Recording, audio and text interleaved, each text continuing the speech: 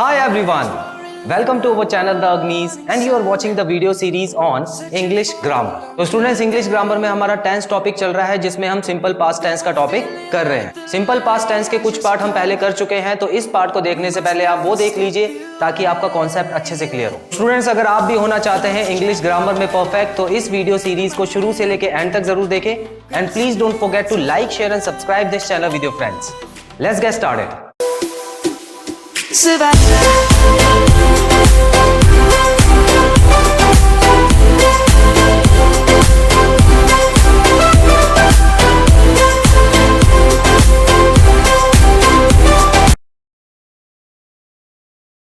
तो आइए स्टूडेंट्स सीखते हैं सिंपल पास्ट टेंस के नेगेटिव सेंटेंसेस को ट्रांसलेट करना।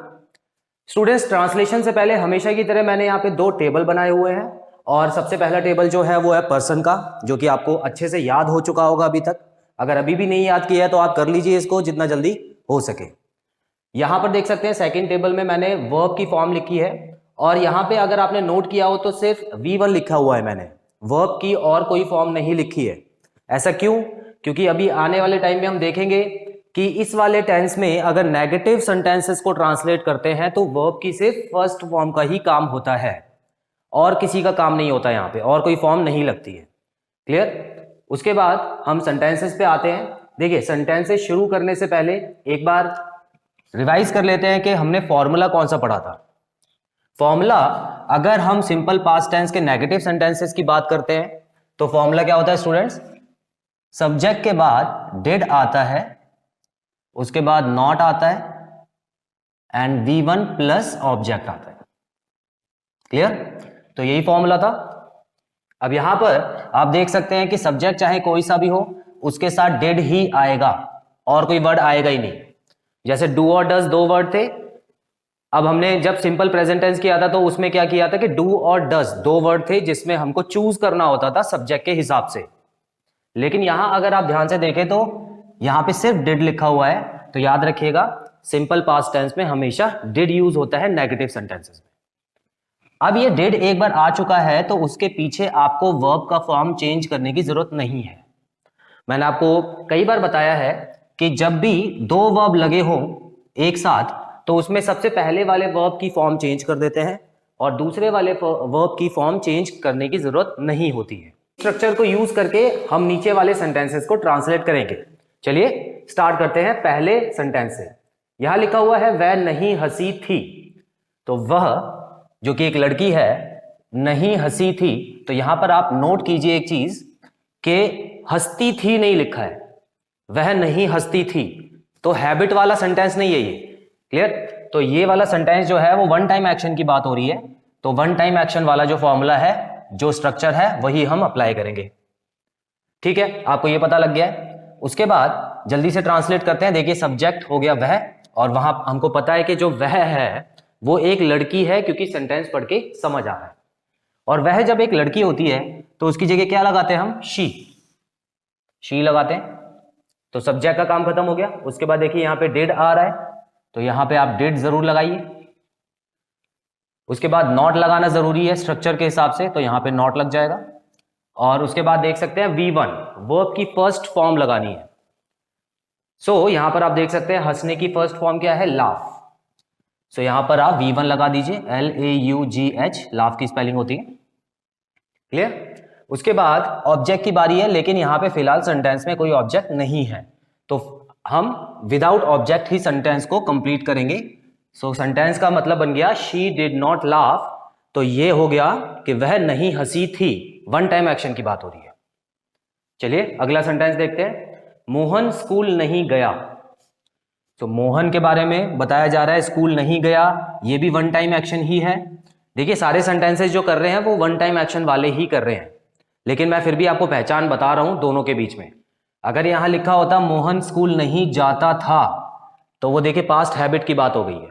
तो अभी हम क्या कर रहे हैं? सिर्फ और सिर्फ वन टाइम एक्शन की बात कर रहे हैं नेगेटिव सेंटेंसेस में। क्लियर?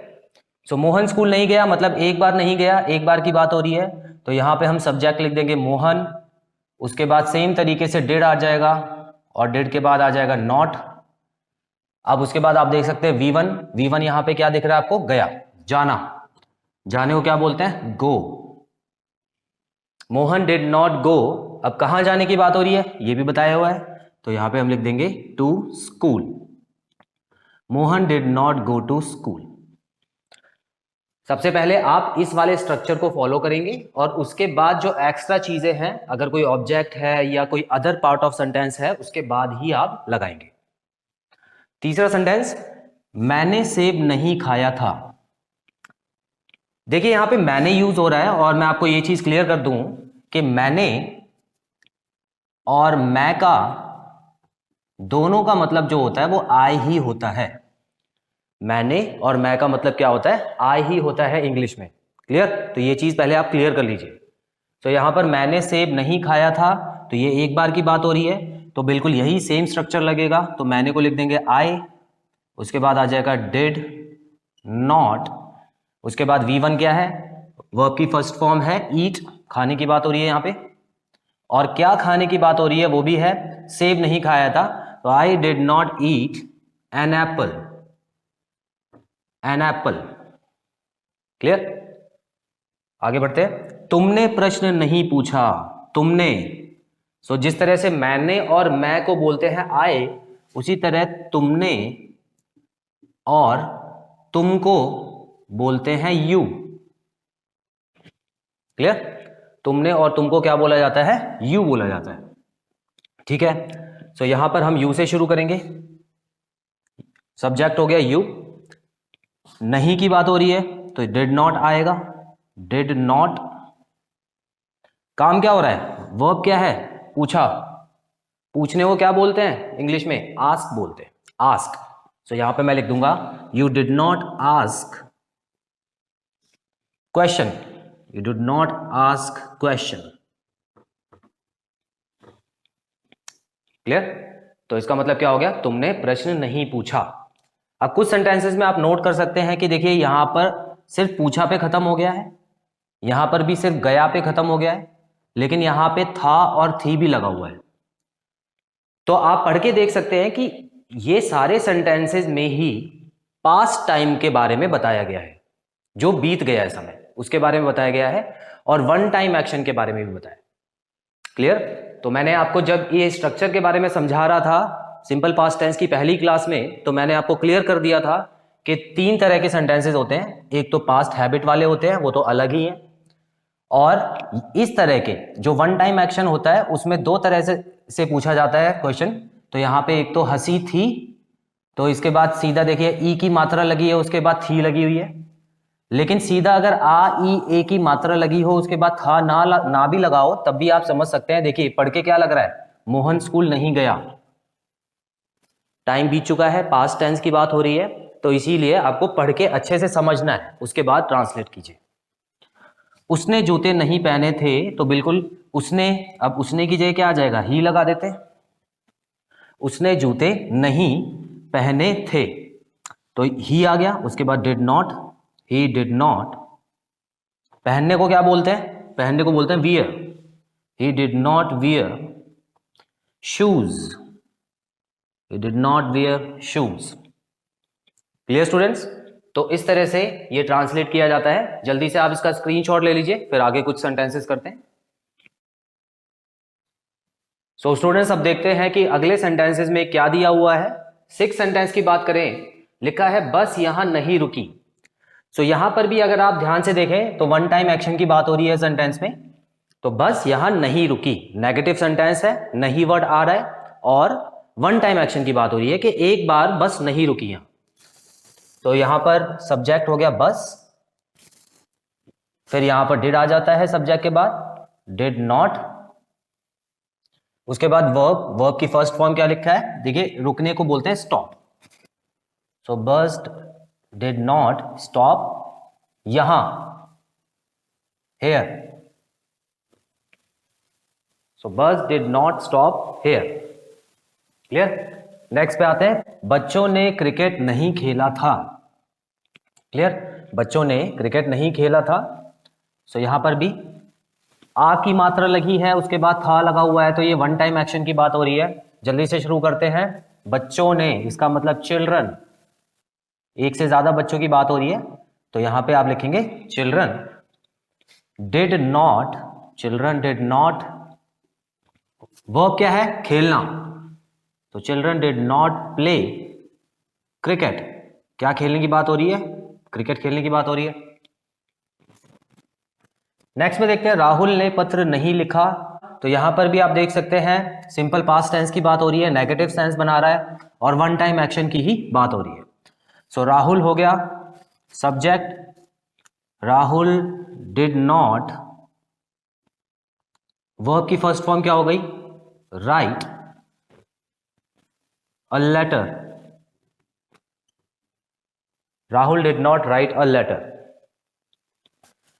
तुम और मैं पेड़ पर नहीं चढ़े। तो यहां पर देखिए दो अलग अलग तरह के पर्सन हैं और पर्सन को किस रूप में आपको अरेंज करना होता है? 2, 3, 1 में, मतलब इस ऑर्डर में आपको पर्सन को अरेंज करना होता है 2, 3, 1।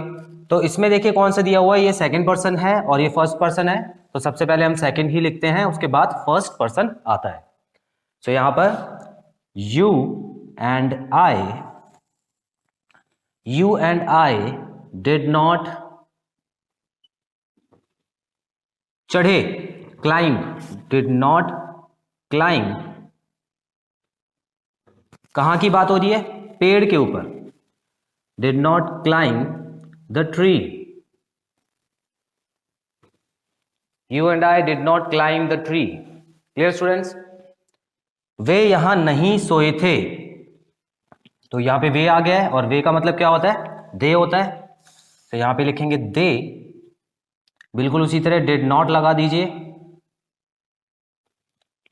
और यहां पे वर्ब की फर्स्ट फॉर्म लगेगी जो कि हो गई स्लीप,